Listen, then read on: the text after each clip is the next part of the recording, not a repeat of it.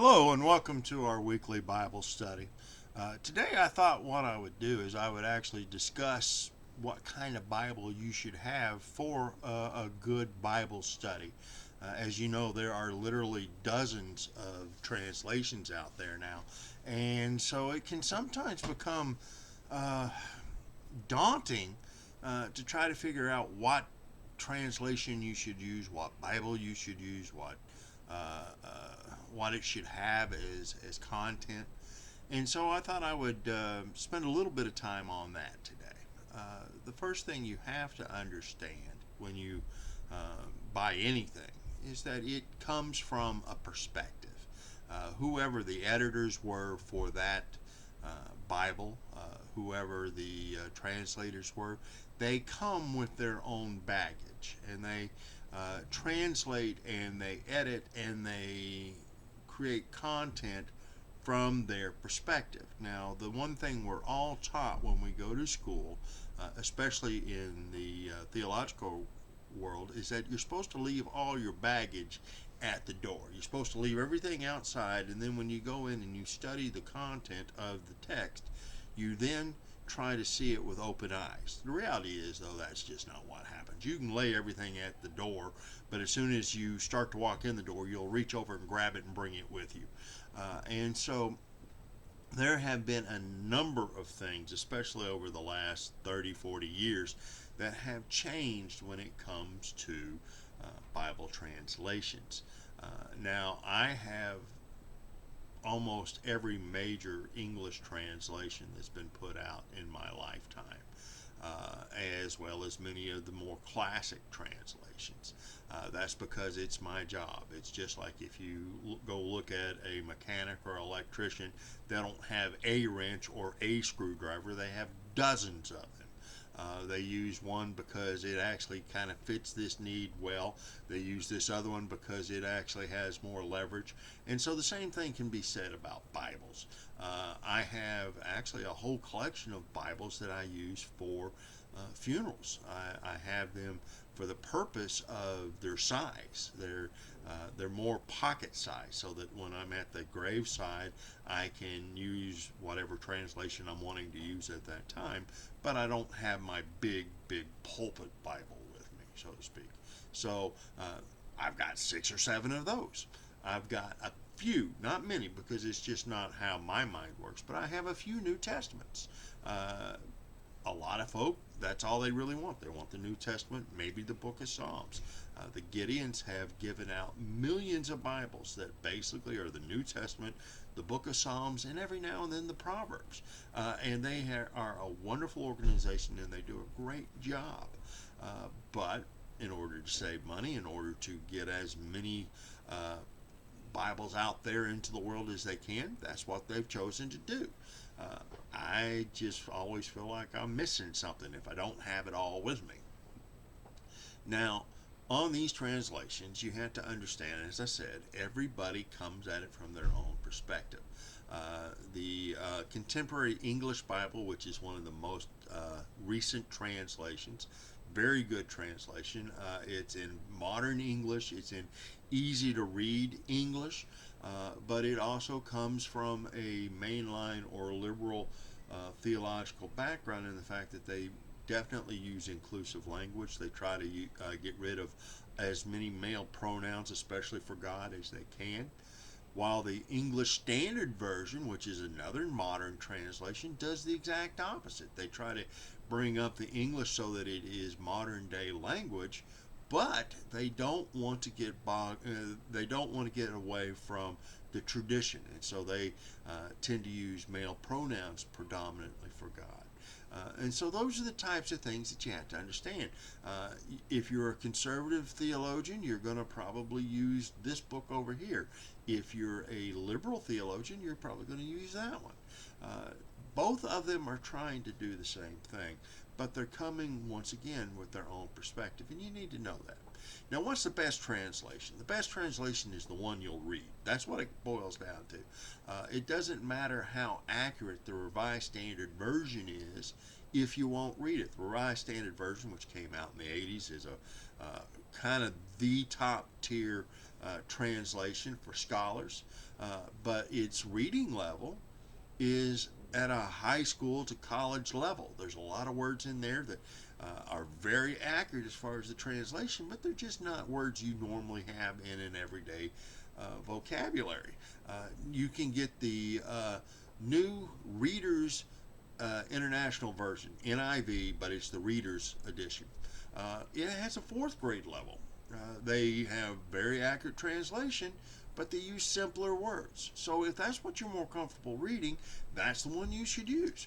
If you feel more comfortable using the King James and you like the these and the thous and the beauty of that language, that's the one you should use. If it's the translation of your youth, actually for me, my first Bible was the Revised Standard Version. Not the New Revised, but the Revised Standard. That's the first Bible that my mom and dad bought for me. And when I memorized the verses, those were the verses that we memorized in Bible school and Sunday school and training union. We used the Revised Standard Version. It was the modern language of that era of the 70s and early 80s. And so I'm still a lot of times, if I quote passages, I quote from the Revised Standard Version because that's how I memorized it. So that's the type of thing that you need to understand. Now, so once again, there are two different types of translation as well. And the best way to explain this is one is word for word. You try to go word for word and you translate each word of the Aramaic, the Hebrew, and the Greek, and you try to come as close to what that word means in the modern language that you're using. New Revised Standard is a good example of this, where they go word for word. The other form of translation is paraphrase, where you go thought for thought. You don't necessarily try to translate every word. What you're trying to do is translate it as far as the thought process. And so you may not translate every word, but you're going to translate every thought that phrase or that sentence or that paragraph was trying to say. And the best example of this is the Living Bible. That's exactly what the Living Bible was. The Living Bible, many generations ago, they took the King James and they just put it in modern English. They didn't retranslate it. They just put it in, they would read the King James and then say, okay, here's what this means. And now the New Living Bible, they actually went back to the original text. They didn't go to the King James this time. They actually went to all the original texts. And from the original text, they come up with their paraphrase. They're still paraphrasing. They're not going word for word. But instead of trying to paraphrase a translation, they're paraphrasing the actual languages. So that is a very important distinction. One of the big things that people held against the Living Bible in the last generation was the fact that it wasn't a true translation. It was a paraphrase. Now, once again, if you're more willing to read the paraphrase than you are the word-for-word translation, then by all means, you should be reading the paraphrase. As a matter of fact, right now, I'm listening to the Bible on tape this year. I try to read the Bible every year or every few years. And I ran across on my Audible library the one-year Bible by the New Living Bible. And so when I'm listening to the Bible each day, right now I'm listening to the New Living Bible. It's a very nice translation. If I am going and doing my word search for Sunday morning, then I'm using some other translation. I'm trying to go in and get a little bit deeper. Once again, that depends on what you try to do and where you're coming from. That's the type of thing that just needs to be considered. There are also the realities that there are many different kinds of Bibles. There's, to be honest with you, they now have Bibles for dogs and cats. I'm exaggerating, but not nearly as much as you might think I am. There's Bibles for Bible study. There's Bibles for women. There's Bibles for men. There's Bibles for youth. There's Bibles for seniors. There's Bibles for any situation. And once again, that's not necessarily good or bad. That's just a marketing tool to see if you will use that Bible. I would say if you only can get one Bible, the one thing you need to do is you need to get a study Bible. Now, a study Bible usually has an introduction to each book of the Bible. It has notes at the bottom or somewhere on the side explaining what's happening in the passage. It will also sometimes have articles concerning the various topics that are in that particular situation. And finally, the big thing that it has, if you go into the back, there are two things that you want to look for. A concordance, which will show you where that particular concept or word is used throughout the Bible. And the bigger the concordance, the better off you are, because once again, you can start comparing and seeing what does this mean in this particular situation. The other thing you want is a big series of maps so that you can kind of figure out what's going on in especially the historic settings, so you can see where these people are and what the relationship is. When you start realizing the smallness of Israel, that it is actually not very big at all. It's, you can make your comparisons, but when we live in a vast country like the United States, a lot of times we forget that, especially in the ancient world, kingdoms were miles. They weren't leagues. They weren't thousands of miles. They were tens of miles. And so it starts putting things a little more in perspective. I would also recommend, if you can, to get a one-volume commentary. They're great. They give you, now every book of the Bible has a commentary on it alone, no matter how big or small it is. It can be 3rd John, which is just a few sentences, but there's an entire commentary just on that book. It's historical meaning, it's theological meaning, and it can get very complicated, and it's important to have that if you're a professional, and it's not a bad thing to have for yourself. But if you're going to have one thing, have a one-volume commentary. A lot of times you can get a commentary that's complementary to the Bible you already have bought, so you can get the two together. But once again, that commentary is going to go into more detail than they're able to do in a study Bible. Now, the third thing that you should do, and it's in this order: study Bible, commentary, finally a dictionary, a Bible dictionary, where they will basically use the various words and concepts that you find in theology, in the Bible study, and it will help explain what these things are. Good example, when at the end of John, Jesus meets with Peter, there's the story of the reconciliation, and Jesus says, "Peter, do you love me?" Now, he's using the word agape, which is divine love. And Peter says, "Yes, Lord, I phileo you," which is brotherly love. Philadelphia, remember, city of brotherly love. Phileo is the friendship love. And so Jesus says, "Do you love me divinely?" And Peter says, "Oh, I love you as a friend."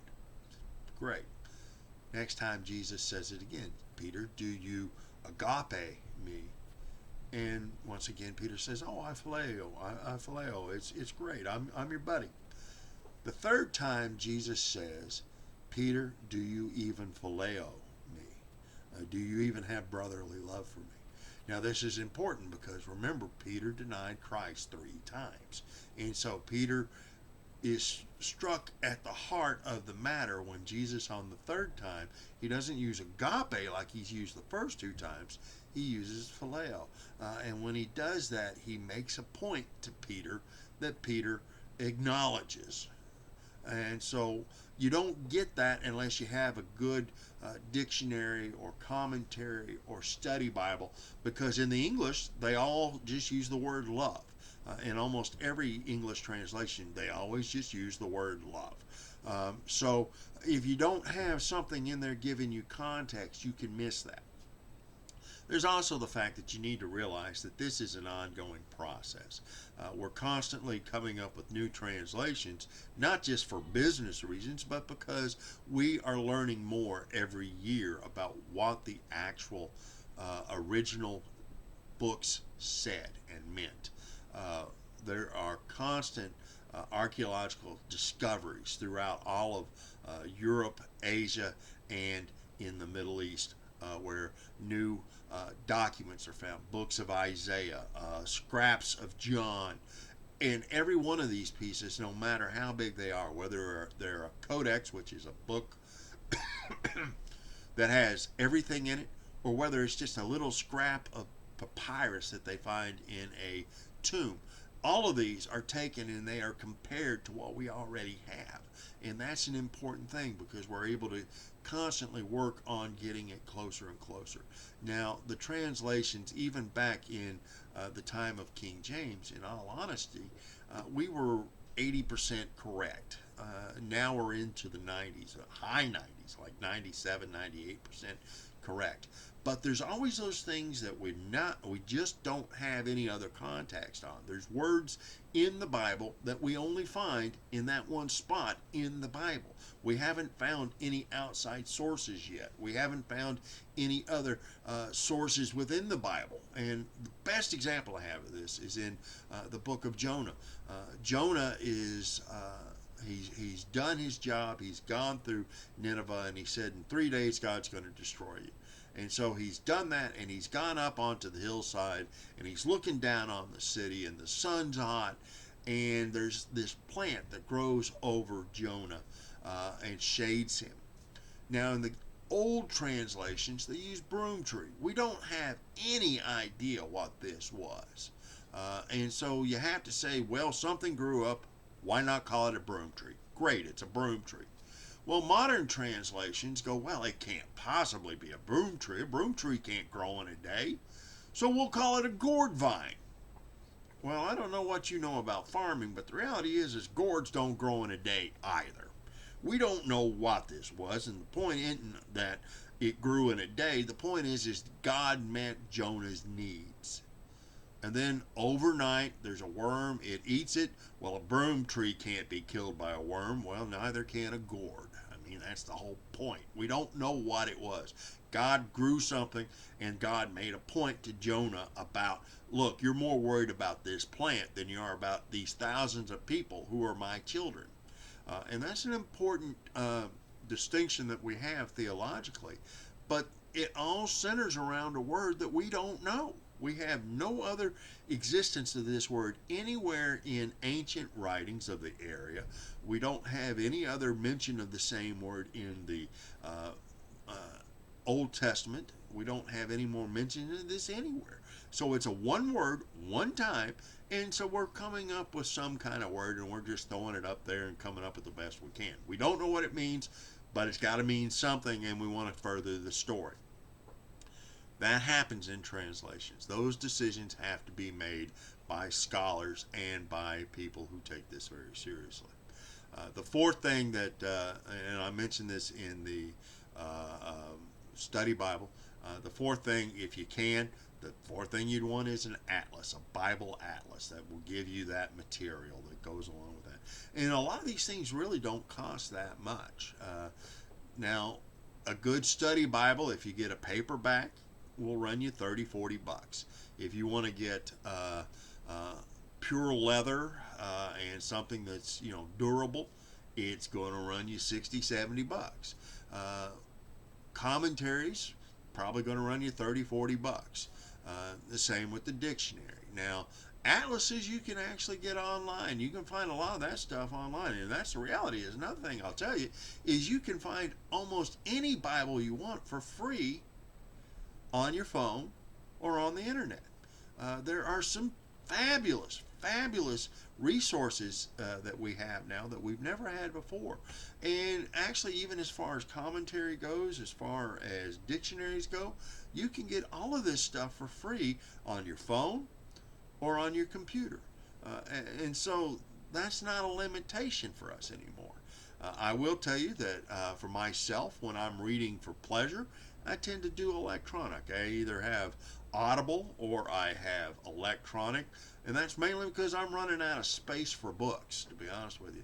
But now when it comes to my professional library, as you can kind of look around in my office, I have bookshelves everywhere. I have commentaries, and I still use good old-fashioned books for that stuff because I like to mark them up. I like to leave my notes. I like to read my notes from the last time I did this.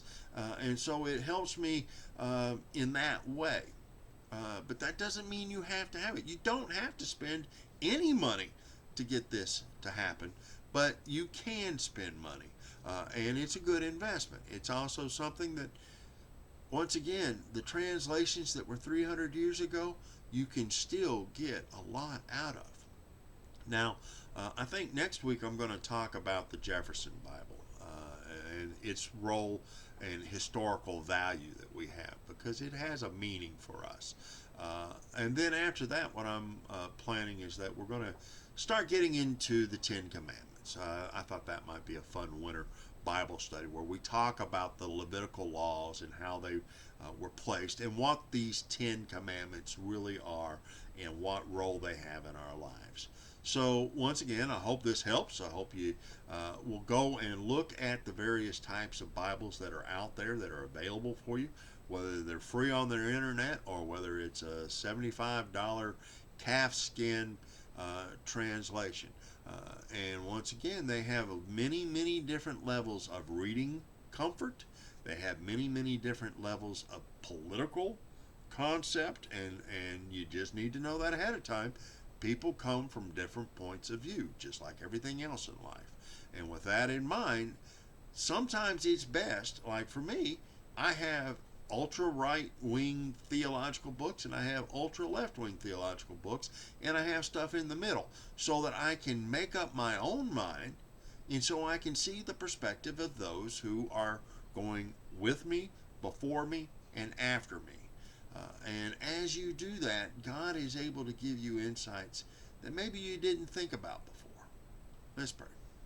Gracious God, we thank you for the word that is a light unto our path and a lamp unto our feet. We pray that we will continue to find your presence in our lives and that we can grow together as a body and as individuals. We ask these things in your name. Amen.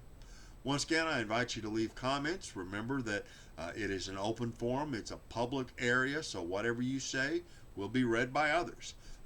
So be mindful of other people's point of view, mindful of other people's feelings, and mindful of the fact that whatever you put down, it's going to be there.